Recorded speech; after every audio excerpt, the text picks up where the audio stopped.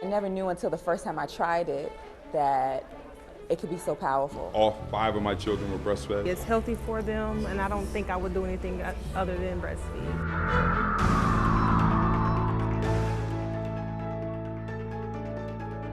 Hi, my name is Jocelyn Wyndham here with Braden at the 2013 Breastfeeding Summit in Atlanta, where the motto is, you don't have to start out an expert, you just have to start.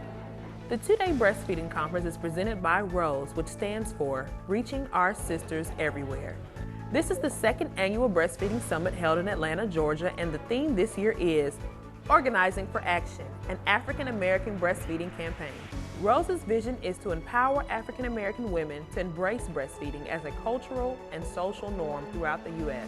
We have about 200 people registered for the summit. We have such a wonderful faculty and speakers, and I am really ready to hear what they have to offer, and especially for them to get together in the room with our participants and have what we call a connection. We want to move the needle. We want to take this further and make sure that we are actually organizing for action.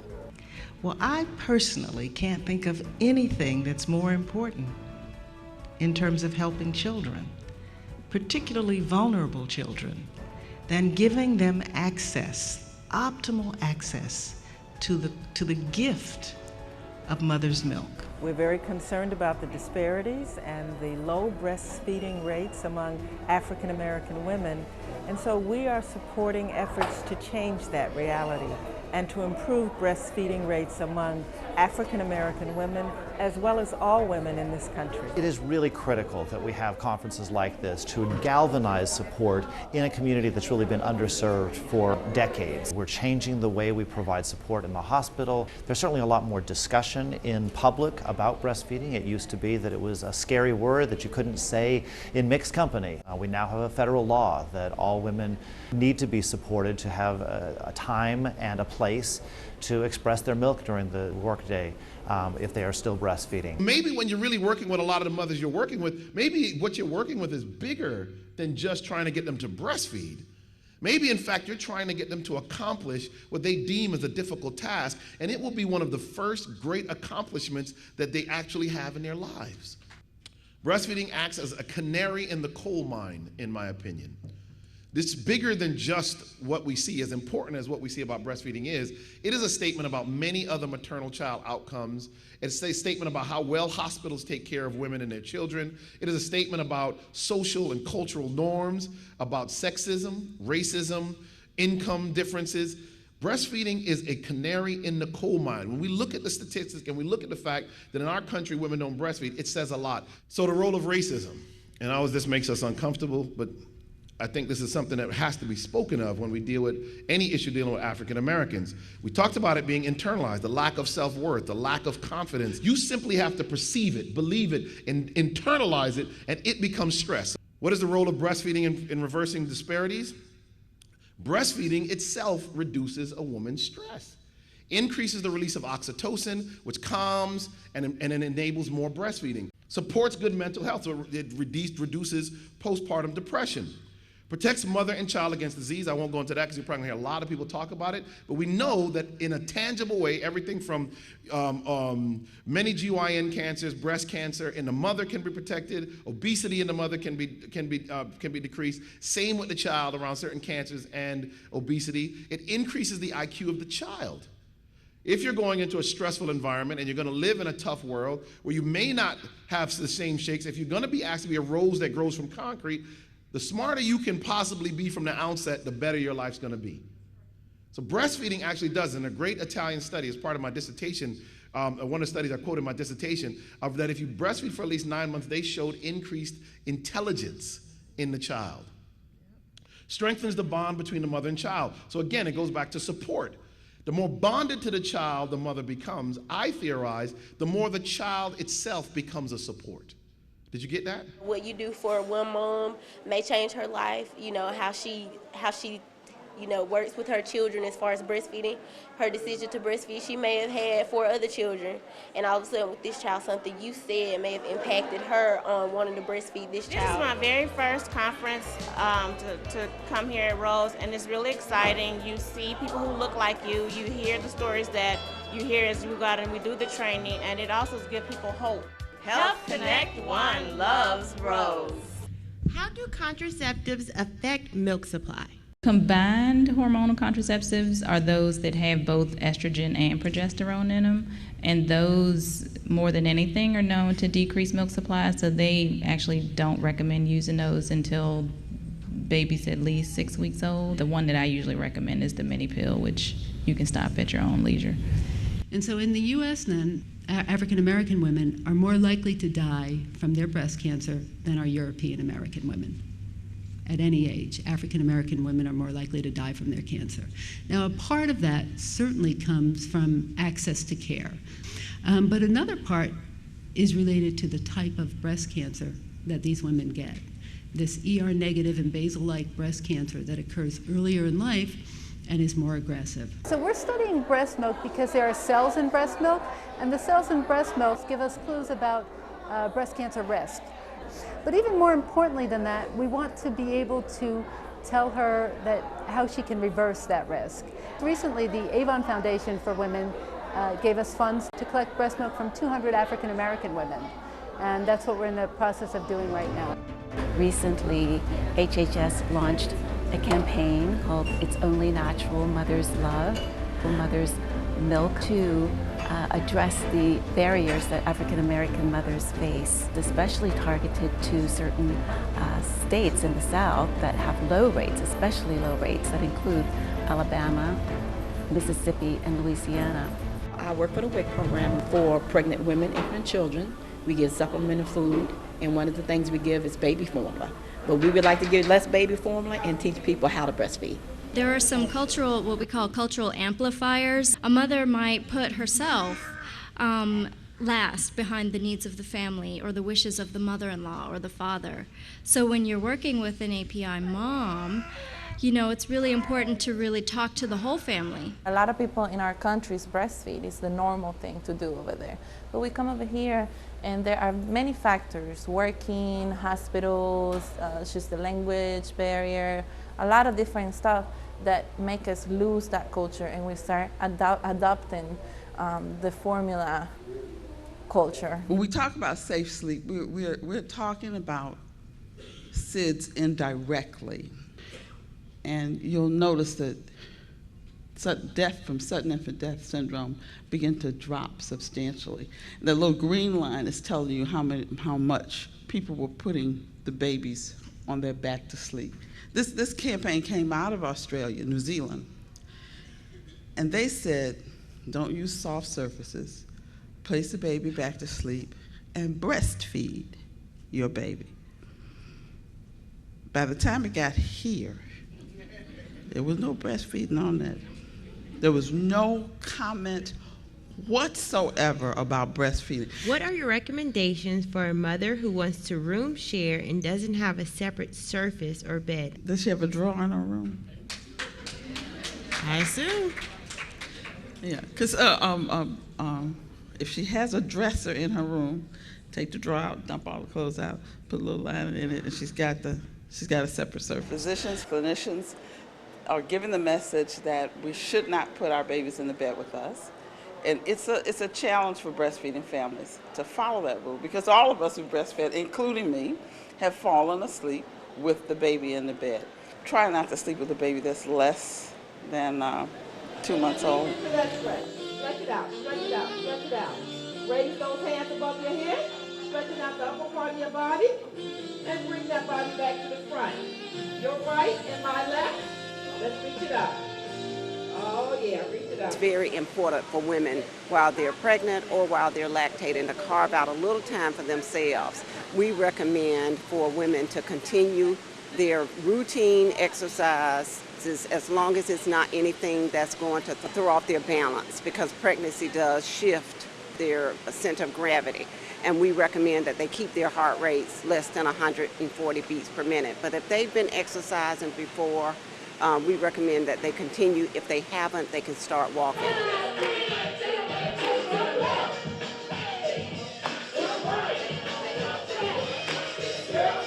Go daddy, go daddy, go.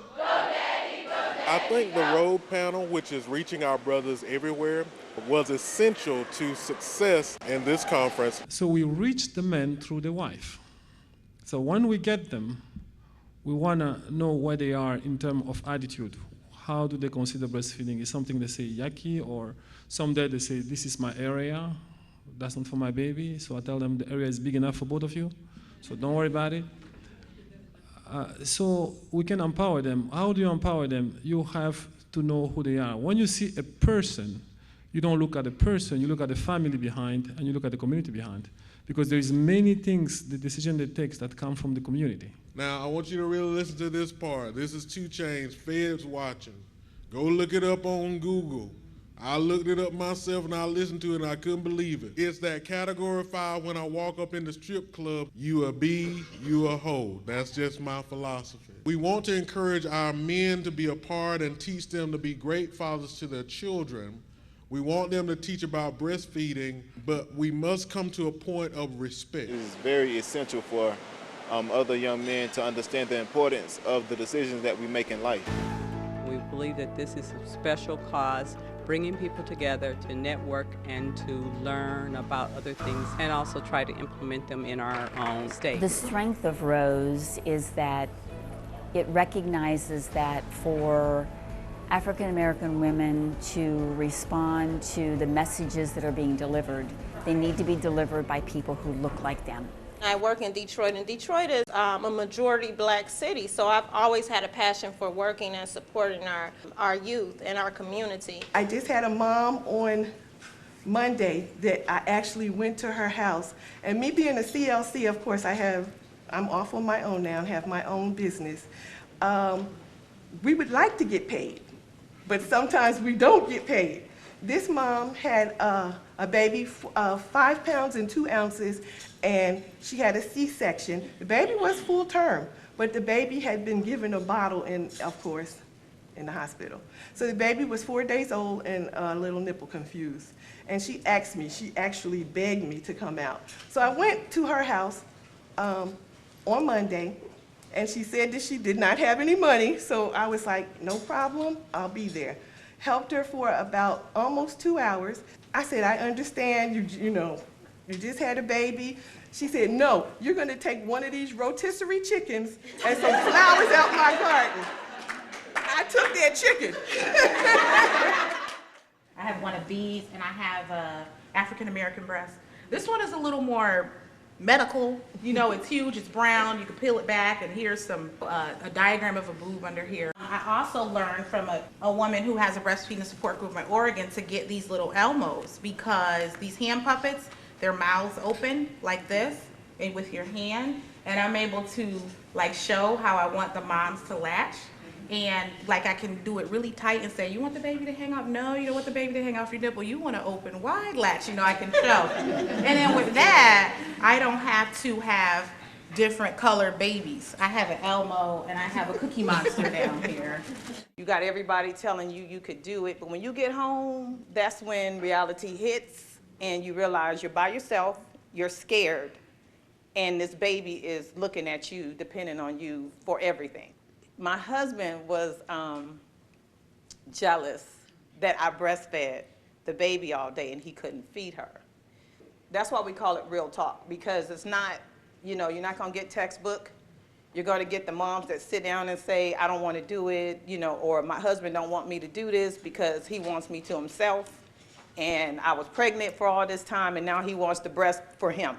I go in the neighborhoods, I go in the school systems, I go in Fridays, crickets, I don't care where moms are, that's where I am.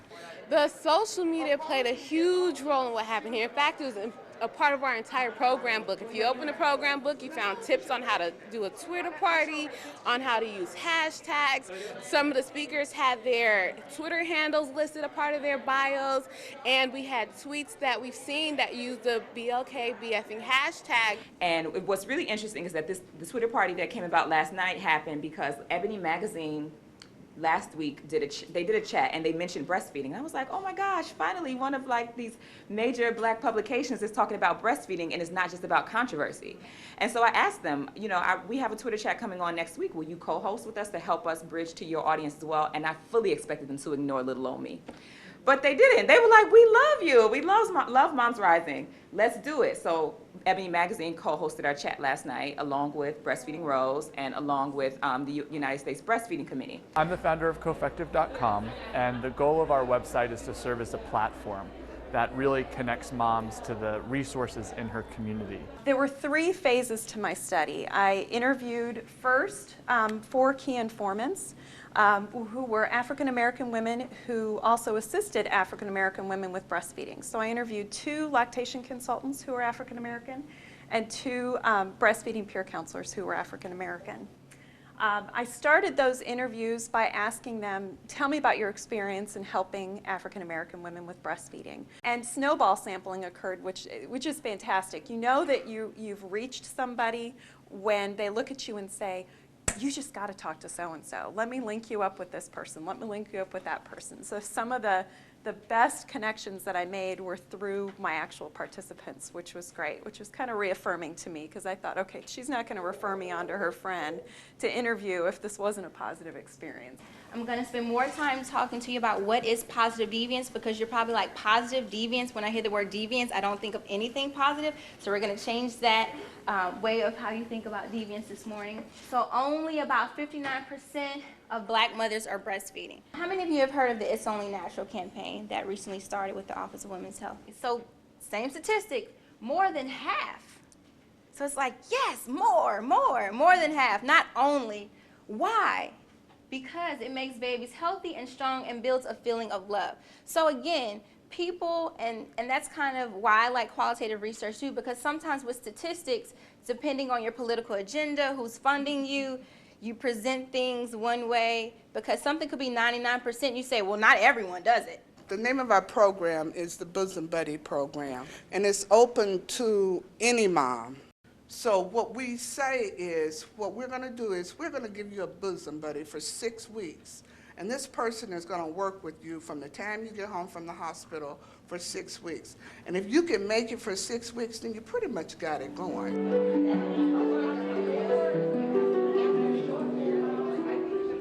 I'm DeAndre Hay. I'm with the W.K. Kellogg Foundation. I'm happy and proud to be the program officer for Reaching Our Sisters Everywhere and being one of the supporters of this conference. And we are so excited about the turnout, the number of peer counselors, the number of mothers, fathers, and babies here to really support women of color, especially Black women, in breastfeeding and being healthy, and supports for their family and communities. Babies who breastfeed have a lower risk of ear and lower respiratory infections and sudden infant death syndrome. So for mothers who are breastfeeding, there are some important benefits as well. It's linked to a lower risk of breast and ovarian cancers and postpartum depression. 77% of all babies born in 2010 were ever breastfed. 62% of African American babies in 2010 were ever breastfed, up from 47% in 2000. Families can save anywhere from $1,200 to $1,500 on infant formula. The Affordable Care Act requires coverage of breastfeeding support, counseling, and equipment without copays for breastfeeding moms. And the health care insurance marketplace will open in October of 2013, and we'll be able to provide an important tool to help women, whether uninsured or wanting to explore other options for their family to meet their health coverage needs, will be available to them and their babies. I think about a Time magazine cover story. I think it was last year. Are You Mom Enough? That was the title. Did anybody see that? People have an opinion about that. You don't usually see mothers breastfeeding this way. You know, and so I picked this out there from one of the booths out there. If you want to bring some public awareness to breastfeeding, these pictures are better. You know, I worked in West Africa and in some other developing countries, and the funny thing about it is, in many of these countries, what you find is people that have lower educational attainment and have also belong to the lower socioeconomic group are the people who breastfeed. The people who are affluent and well-educated can afford to buy formula feeds, and so they don't breastfeed. But in the US, that's reversed. So we know that African American women lag behind white and Hispanic women in breastfeeding, and that's why the Satcher Health Leadership Institute is partnering with Rose to ensure that we can reduce and eliminate these disparities so we can have healthy babies and healthy mothers. So I really did not know that Cuba was a 66% black country. I did not know that Cuba had is the best place in the whole world for a black baby to be born. And so the bottom line is I actually started doing research in Cuba, which I have been doing for the last 13 years on why they have better birth outcomes, why breastfeeding is almost the only option. You opt out rather than opting in. Sister friends, please stand up, or if you're familiar with the Birthing Project, stand up. Wonderful. Let's give them a hand.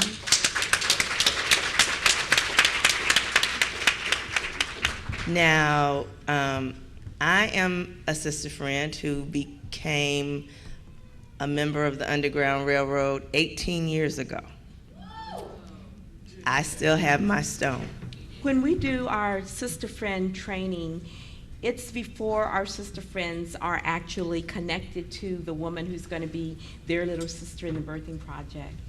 And after they've gone through the training and they've pretty much made a commitment that they're going to enter into this relationship with this woman, we give each one of them a stone, like each one of you has a stone. And we ask them to make a prayer or a wish or an affirmation, whatever the word is that they want for that baby. Because now that we've been doing this long enough, we can actually compare our girls at age 18 with their moms when they came into our program at age 18 to see where they are physically, mentally, spiritually, and emotionally. Our charge is to grow and to thrive in order to cultivate for action and change. In order for us to really create a movement and change behavior, we must involve the entire family. Not just the mother and the father, but her best friend, her godmother, and continue to keep those people involved in the communication process and the awareness process. I designed the shirt this way for the simple fact that it now becomes a Sudoku puzzle, a crossword, a word find, because every person that walks past me is wondering what this ing means, right? I get it from A to Z, the rooter to the tutor, literally, right? And what happens is for 10 to 15 seconds, I get to talk about breastfeeding. And that's how we draw fathers in, because they're like, well, all right, shouldn't your wife be wearing the t-shirt and not you? And then we have a conversation of how the father is so important and what the father's role is as it relates to breastfeeding. So a lot of times people, even though he's wearing the shirt, a lot of people in public still associate it with something that's just for women. I have sat in awe at these sessions where we have talked about the peer support that fathers to fathers are giving each other in this community, and I am just rapidly taking notes and thinking we have got to spread this to other communities, not just thinking about what can we do in this community.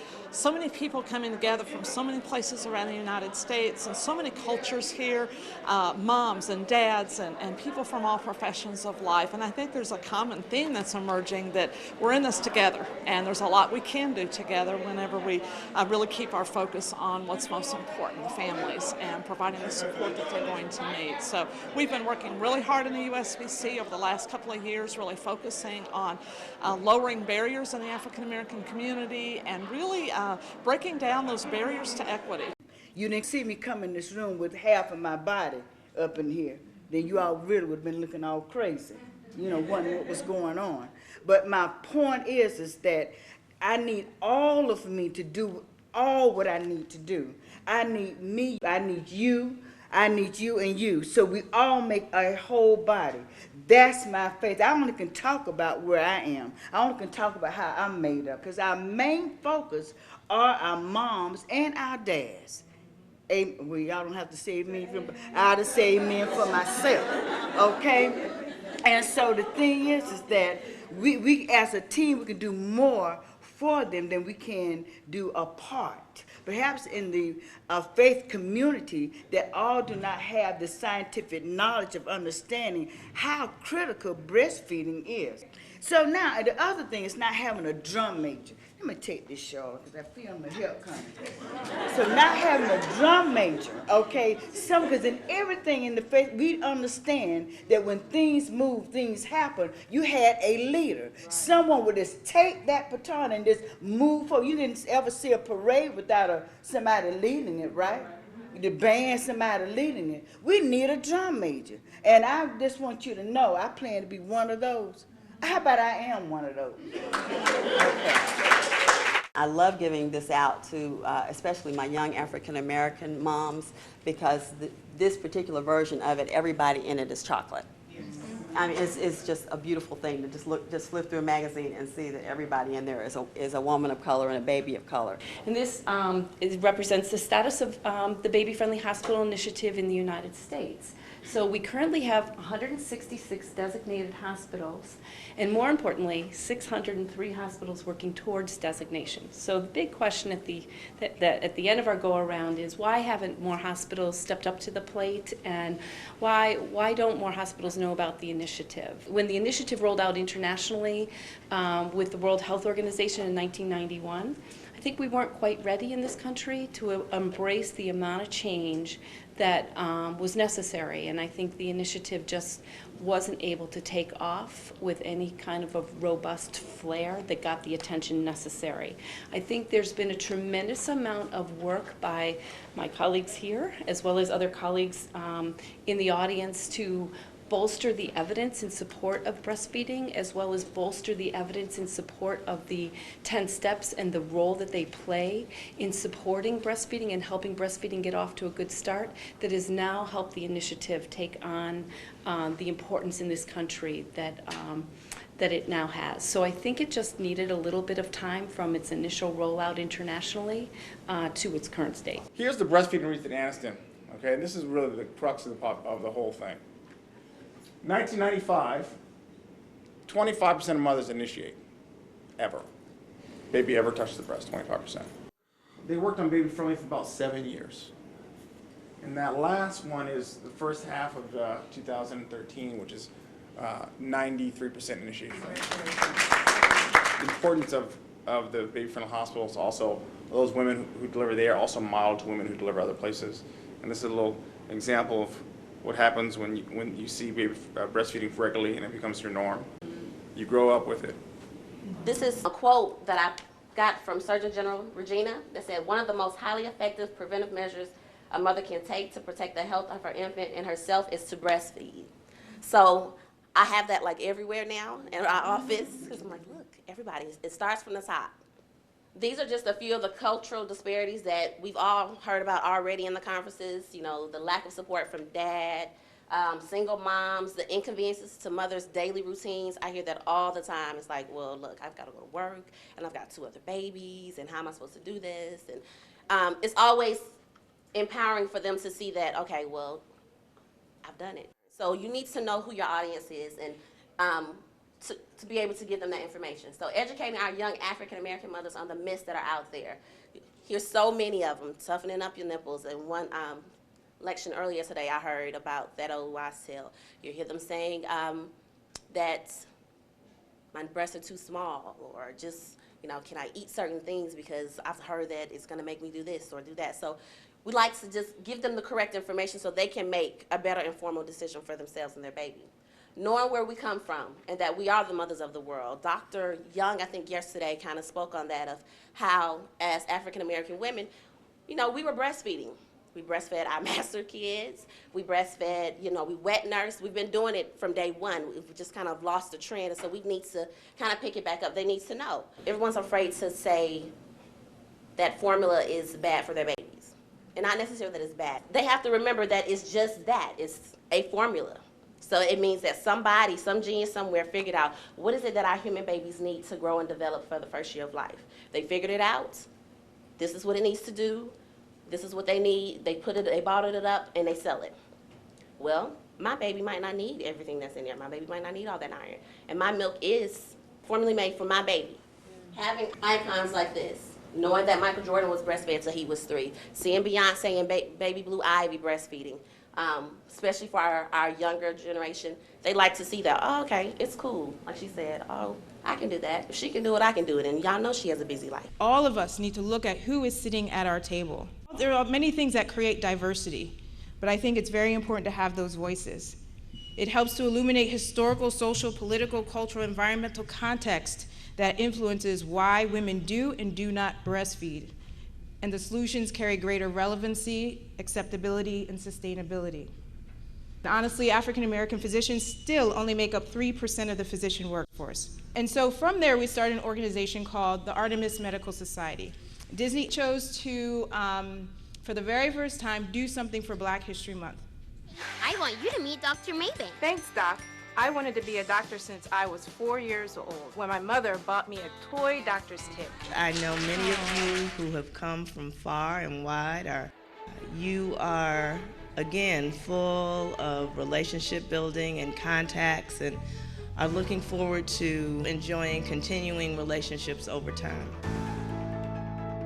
I think it's vital that we reclaim our tradition of breastfeeding in the African American community. We pop bottles, only the best. Milk top shelf, only the breast. It's free. They don't have to carry anything. They don't have to spend the extra money. Rose is organizing for action in order to encourage, support, promote, and protect breastfeeding across the U.S.